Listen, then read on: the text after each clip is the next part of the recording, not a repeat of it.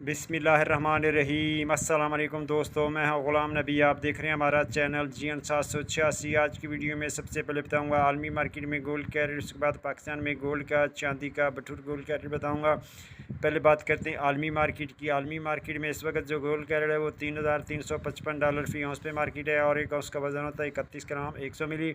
अब दोस्तों यहाँ बात कर लेते हैं local liberty market Gulberg 3 Lahore Pakistan. आज तारीख 8 मई 2025। आज गोल्ड कैरेट की बात करें तो 18 कैरेट फ़ी तोले कैरेट 2,73,000 फ़ी तोला। 21 कैरेट फ़ी तोले कैरेट 3,18,500 रुपये फ़ी तोला।